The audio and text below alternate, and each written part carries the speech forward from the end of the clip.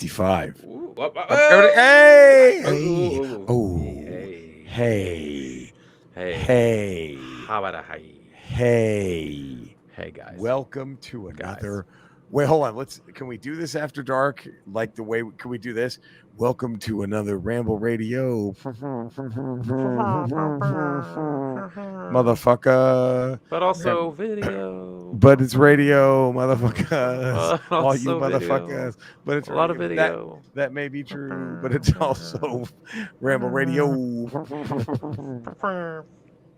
We are after dark, Eddie. Ooh, it's late. I don't have much of a voice. No. I had a very long hour show, and then I drove all the way back to Orange. So can we talk about this real quick before we let's do anything recap. else? Let's First recap. of all, I know this is ketchup's Ramble. usually for the Ramble proper, Yes. but we're not. Do we save it for Ramble proper? It's up to you. It's up to you. It's your Is story. Is all right? We So can save it, or we're not. let's do it. We're gonna Let's do just it talk. now. We'll talk. So this is Ramble Radio 364. Where did they bury us?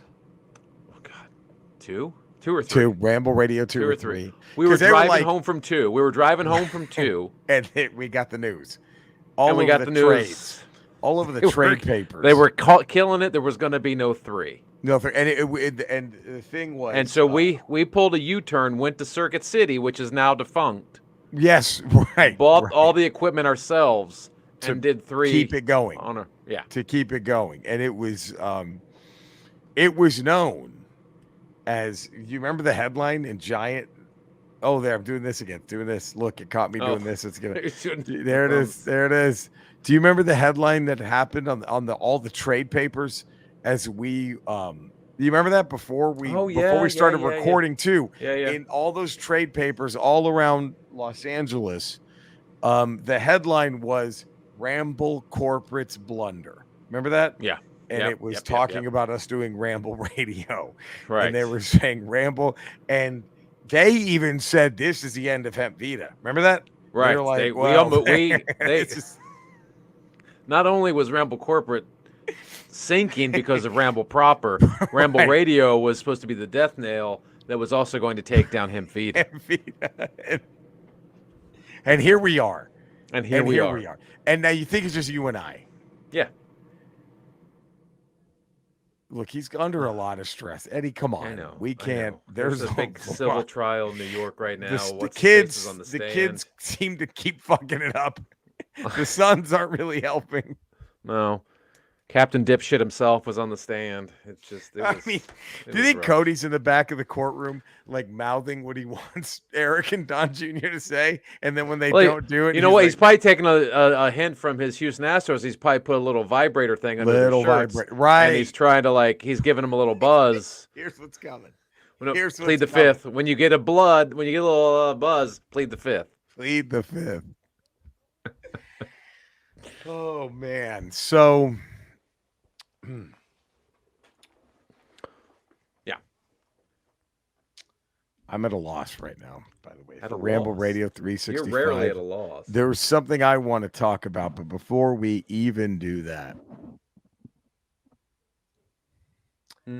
these fucking people. Oh, these fucking people. You ready for this, Eddie? Yeah. These fucking people have come through. We are at 140 5-star ratings. 140? 140. Do you remember when Brian Hill, a.k.a. Seahawks fan, on October 11th was king of the hill? Yeah. Was, I mean, what you would say, the man of the hour, the king of the ring, right? The Tower of Power. The Tower of Power. On Thursday, November 3rd, these frickin' Ramblers is the name of this 5-star rating from the one and only Pastor Nico Brown. Look, Nico's. The Ramble is great. How great? Well, it's sometimes filthy, sometimes hilarious, sometimes offensive, but even as a priest who should know better, I can't quit the Ramble any more than Cody can quit Magic the Gathering. So there we look at that. Thank you, Pastor Nico. Nico out of nowhere. And then do you want the good news or the bad news? Oh, give me the bad news. Nico Yeah. was the title. He Right. King of the Mountain. Oh. That's the bad news, though. Oh. For one day. A Because one-day title sitting reign. atop we have A another one-day title reign. a one-day title reign, but like Rey Mysterio. But now we have a brand new number one king, two Eddie, just back to back. And this is a very special. I don't know. This is a very special guest here. Okay. 5-star rating. The least I can do. Garth Knight Rider has chimed in. And coming out of hiding. He's coming out of hiding. Love Eddie from the Ralph Report. Have laughed out loud to Jerry. I'm still a pretty new listener, so I don't understand how they got to be contractually obligated to Skeletor or who Cody is and why they tolerate his time being consumed by outright causes. But I look forward to each episode nonetheless. Garth Knight Rider, thank you so much. And if you stick with Garth us, Knight Rider, you will see Cody. You will see Cody at some point. At some when point. It slows down. When things slow down for Trump. Well, we will. I will. Yeah. We can catch Garth Knight Rider, any of the new Ramblers up. We can catch them to why we are contractually obligated to Skeletor. Yeah. See, Ramble way back Corporate. when Ramble Corporate, when we started Ramble Corporate, Radio, aka my cats, his cats. Yeah, our Ramble Corporate. Jack, Marley, and Lolita. Yes. They run the Ramble. They're back not when here we started, right now, so we might have carte blanche today. We might have free reign. Possibly. That's probably why we can spill these beans. Yeah. When the powers that be told us we're doing a Ramble radio show, which was an offshoot of the Ramble. An offshoot. We were trying to make, how we were brainstorming how we're going to make this different show. So we're going to make it's a little looser, a little more freeform than the Ramble, but also we're going to have a band. We were going to have a house band. Much like how Johnny had Doc Severinsen, right? David Letterman had Paul Schaefer. That was the idea. Right. So we were going to have a band. So we reached out. We put some feelers out. The only one that applied for the job was Dexter Jetsetter. Dexter Jetsetter from episode 1, Phantom Menace. Episode 2, Attack of the Clones. He wasn't in. He was in episode 2. Only in episode 2, Attack of the Clones fame. Which hurts episodes 2, hurts its legacy more than ever. Right. And so he was our band leader, and we signed this contract with him. For I think it was a 6-month whatever. He was there for a little while. It was a bit. Then we had some. He was saying some pretty controversial stuff. Dex, some very controversial stuff. That we had to part ways with Dex. Yeah, it wasn't pretty. The things Dex would say. And then we brought in Hordak for a minute. Hordak. From She-Ra. She-Ra, Princess of Power. Now remember, here's the thing. Here's the bad news, though. Yeah. Garth Knight Rider.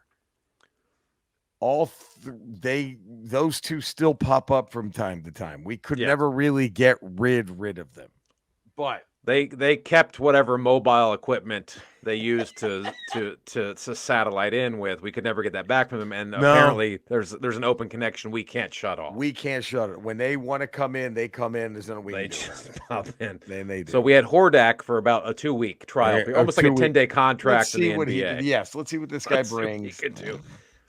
Weren't really happy. Had it been up to us, we would have declined the 10-day. There would have been. We would have killed it after 2. But he's. I guess Hordak and Dex are like our legacy now. Like how the WWE has like Terry Taylor has like a legacy contract. They come in and out. And so, in a move of desperation and to find a band leader, Ramble Corporate took it upon themselves to extend a lifetime contract to Skeletor. It was a desperate move. It was a desperate move. They didn't think it through. They didn't vet him. They were just. We were in a pinch. We had nothing to do with us. Right. They offered him a lifetime contract. This was my Texas Rangers giving A-Rod $230 million for 10 years or whatever. A pure panic move. The then Washington Redskins giving Albert Hainsworth $100 million. It's just a panic move. Panic move, desperation. So now. At the end of every Ramble Radio, we have to throw it to Skeletor, who was supposed to fill in and take the place of Dexter and a band. Dexter never played in a band either. Dexter never had an instrument. Hordak, I don't think Hordak even knows what an instrument is. No. Skeletor. But here's the thing. Dex Dex would never answer Eddie's questions because Eddie would kick it over to him, hoping it would start a song. Yeah, a little banter, and then the way Letterman and Schaefer used to do. Yeah, right. Never happened, and now we're stuck with Skeletor for a lifetime contract. For a lifetime, we can't get out of. Now, yeah, we'll see. Anyway, but so all caught up, Garth Knight Rider. Now you're Garth Knight Rider. Now you know, and because once Cody gets back, wait till Garth Knight Rider meets the Jizz Talk guys. Oh, that is the number one morning radio show in the tri-state area. Jizz Talk with the Jizz Talk guys. The number one Jizz-centered radio show in the tri-state area. Well, it's the number one radio show, I think, and I think. I mean, I don't want to, I think it's the number one Jizz-centered talk show on the in the history of our existence. And Garth Knight Rider, do yourself a little favor. Go back a couple Christmases and take a listen to the special Jizz Talk and Christmas. You'll hear we have a Jizz Talk Christmas. Now, it's worth a listen. It's worth a listen. This has almost been a Ramble flashback episode. It has been. Well, we had to catch people up. We had to catch this was so nice. It was almost like now, so I don't know if I should share what I was going to do. Do I tease it for tomorrow? Now we're in, because we're kind of entering in, we have to talk about Loki territory. We have to get Loki talked about. Have to get Loki. So maybe we save whatever you had to talk about for Ramble. For Ramble proper. There it is. So an extra That's what we call in the business a tease. A tease. Now, we're teasing. Dude, have you seen the newest Marvels trailer that aired on Monday Night Football tonight? I did not see it. A lot of action. A lot of this and that, a lot of them fighting that mysterious lady, the mysterious woman who I think is Rogue. And do you know? Is this the same one that has not the accuser? It's not the accuser. It's a different one. And they show a lot of her in this, although you never see her face or the front of her face.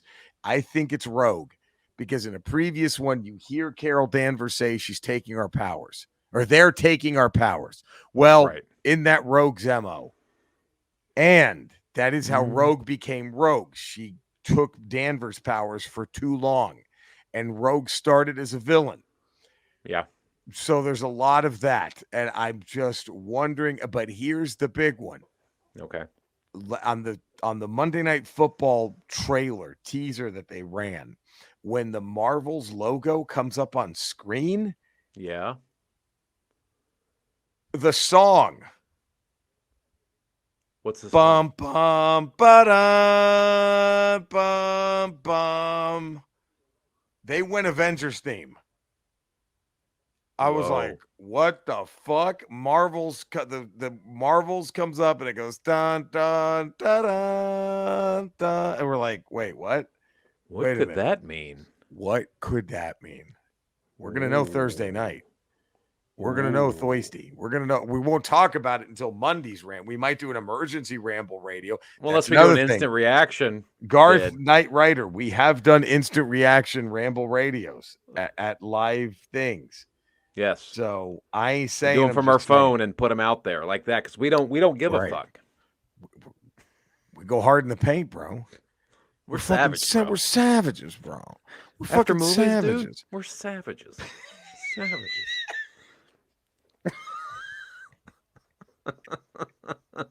Dung beetles are fucking savage, bro.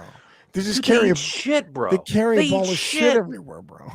They roll shit around, bro. That's savage. Fucking savage, bro. They go hard in the paint rolling. Fucking dung beetles, bro. Fucking dung beetles go hard in the paint rolling shit around, bro. They roll shit in the paint, bro. They roll shit into the paint. Bro. So here's why we're not voting Biden. Okay, thanks. I'm all ears now on your political opinions. I can't wait for you to tell me. You make so much sense now. Okay, so all right. Yeah. Dude. I mean, I said it last time. Possibly the best episode ever of a Marvel TV show. It was so fucking good. It Loki was so fucking good. And dude, can I tell you what I was not expecting was whatever hipster is in charge of the soundtrack stuff to throw the Velvet Underground in there for an amazing scene, an amazing Velvet Underground song is used in such an amazing scene. Yeah. And man, and what's fascinating that did Loki even a little get hint at being spaghettied? I don't think he No. did. No. And did Sylvie got spaghettied, right? Sylvie didn't not. No. Yes, she got spaghetti there at the end after. Wait, no, Right. she didn't get spaghettied because she was in her world getting spaghettied. That the world was getting spaghettied. She did, but not her. She had He Who Remains time pad, and she bolted before the whole thing went away. So but we I don't know. think she just would have been left standing like at the end of Neverending Story, just with the one fucking grain of sand. You know what I mean? Like she would have been left the nothing, she would have still existed. Let's pretend the spaghetti thing is the nothing from the Neverending Story. Okay. She just would have been standing in the nothing. I think Loki, for whatever reason, the Lokis are immune to this spaghetti thing. And it seems that way, does it not? It does, and it seems like, well, now that at the end, it seems, well, Loki can now control it. So Loki can jump to any point in time that he wants to, apparently on any timeline. It's crazy. And again, I go back to, I know there's a 0% chance this is what they thought of while they were writing the first Avengers movie, right? Yeah. But man, is this an interesting way to retcon it, and that I'm burdened with glorious purpose. Yeah. Is that he didn't realize that he was actually telling the truth, and his purpose might be to be the custodian. Maybe he becomes remains. Is that all of Loki's? Or all Loki's burdened all with Loki's burdened purpose? with being the custodians of all the timelines? It's fascinating. I cannot wait to see where this is going to end. They were really hammering home again. You're born to like all Lokis are born to lose. It's like what do you? That's what we do. We're here to lose. That's why I can't. And there's no way they're ending it. Another thing that I guess is good is I hope they're not saying goodbye to Loki. Looks like there's plenty of more Loki left for the MCU, because I don't see how they wrap this up in a 45-minute. We saw at the end of Loki season 1, he got his full Loki powers. Right. And then in episode 5 of this, he can now control time hopping. So he's like one of the most powerful beings in the MCU at this point. No question. So it's just getting like, this is, and I just think it's fascinating how Loki and Sylvie, the two Lokis, were the only ones who didn't spaghetti. Yeah. I just don't know but we don't know if she wasn't going to spaghetti because she left that time. We just don't know. And then but did she spaghetti when everyone else spaghettied in OB's room? I don't remember that. I don't remember her spaghettiing, because remember they all spaghetti. She did spaghetti. She did. So this Tom Hiddleston Loki seems to be the only one that is immune from spaghetti. When everyone spaghettis, he just time jumps back. Yes. Because he's alone. If Sylvie was still there, he wouldn't have time jumped back. He wouldn't have done. He'd been like, we got to figure this out, you and me. So that's what's I don't know what this is. And so Loki right now he's one of the most powerful. Could Loki become the Beyonder? Would they do something like that? That would be fucking awesome. Oh my! And that's what he does. Maybe he just panics, and is like, the only way to save everything is he is able to take chunks of timelines with him, and that's how Battle World is created. You know what I mean? He's like, for Secret War. I don't know. Maybe he learns to bring chunks of the timelines with him in order to create with his ability to jump, I don't know. Because I mean, if he gets complete control of the power to jump between timelines, can he pull people from timelines and put them in different places? That's how he brings Battle World together. Oh, I mean, are you still feeling Obi as the Beyonder, or are you starting to waver on that one? There's something going with him. I still think there's something's going with him, because again, he was the only one who wasn't completely thrown by what Loki told him. Yeah, he was. Oh, okay, yeah, and he already had answers before Loki even gave him. He already had answers for what was happening. And what's interesting is he tells Loki, "You're like a character in one of my books come to life," which is also interesting. And then there's also a storyboard in OB when he's the writer persona. There is a storyboard on his wall. Are those the beats for season 2? If we were to go back and look closely and try to zoom in on that storyboard, are we going to see the plots of everything that happens in season 2? Remember early on in the season when we first got introduced to Obi, he was the only one who never had his mind erased. He could instantly remember everything.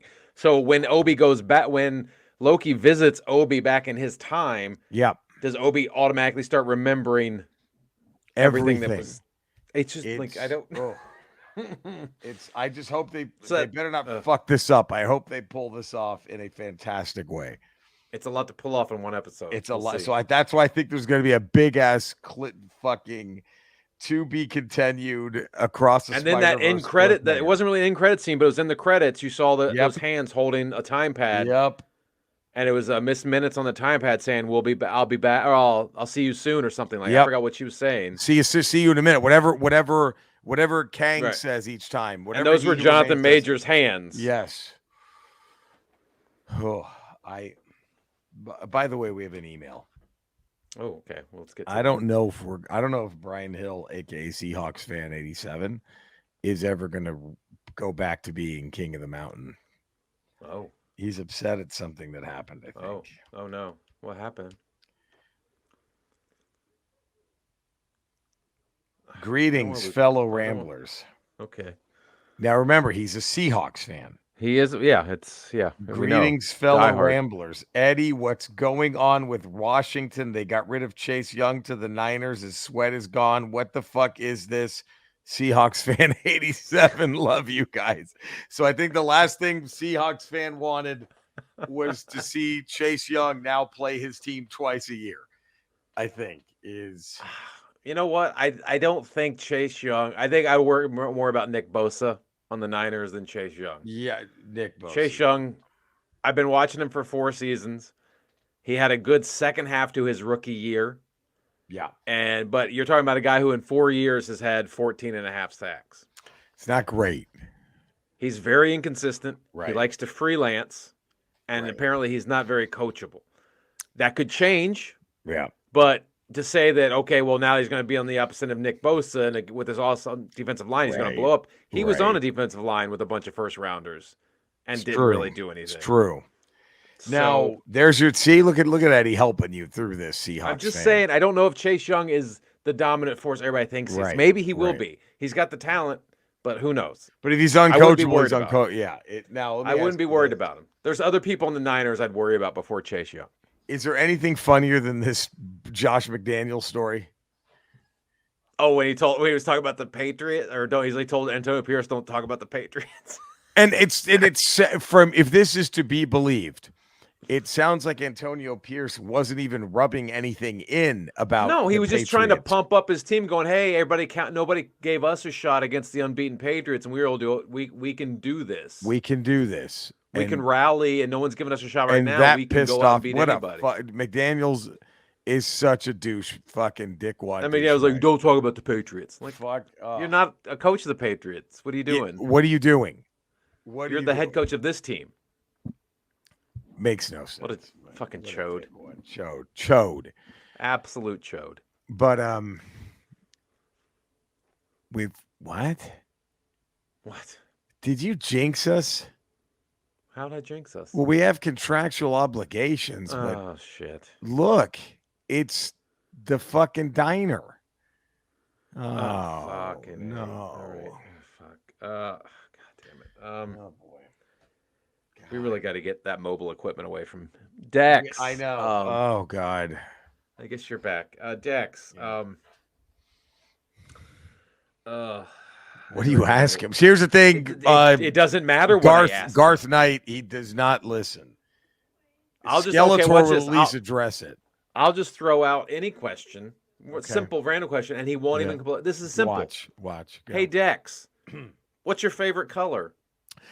You know, the other day there was a deaf, dumb, and blind kid here, and they wanted me to teach him all kinds of things. And the only thing I taught him is a most important lesson they'll ever learn: how to queef. All right, there it is. See? Jesus Christ. See? What the I mean, fuck? at least the What Skeletor, the fuck?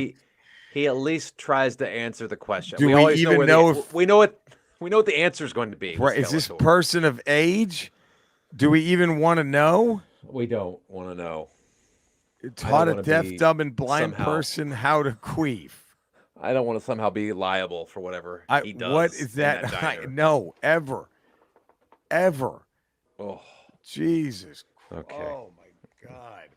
You know, we had a promotion the other day at the diner, and it was, if you could smell my finger and tell me whose cooch it was, you got a free meal. Guess what the little kids never understood? They were smelling their own mother's cooch. Cinesnob Cody, please. Let's get him on Rotten Tomatoes. God, that was the last thing their mothers ever did, was come on my fingers.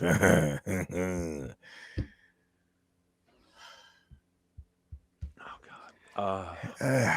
Eddie. Hear me 5 days a week on Patreon.com. The Ralph Report. Jesus Christ.